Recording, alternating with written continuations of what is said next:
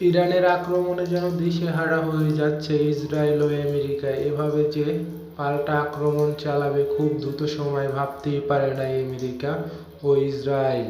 এরই মধ্যে ইরানের মিসাইলের আঘাতে লণ্ডভণ্ড হয়ে গেছে সৌদি আরবের আমেরিকার থাকা বিমান ঘাঁটিটি, সাথে কাতারের, দুবাইয়ের, ওমানের একাধারে 5টা দেশের বিমান ঘাঁটিতে হামলা চালাচ্ছে ইরান।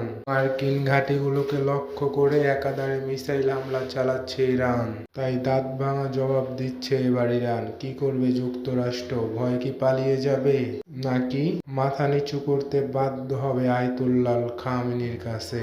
তারা হয়তোবা জানে না এটা একটা মুসলিম রাষ্ট্র, যারা অন্যায়ের বিরুদ্ধে কখনো মাথা নত করে না।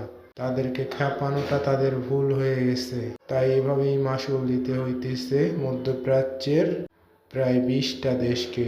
ইরান একের পর এক মিসাইল হামলা চালিয়ে ধ্বংস করে দিচ্ছে আমেরিকার বিমান ঘাঁটিগুলোকে। আমেরিকাও পাল্টা হুমকি ধামকি দিচ্ছে ইরানকে। ইরান যদি আত্মসমর্পণ না করে তাহলে ইরানকে নাকি মাটির সাথে মিশিয়ে দেওয়া হবে, এমন বক্তব্য করছেন আমেরিকার প্রেসিডেন্ট ডোনাল্ড ট্রাম্প।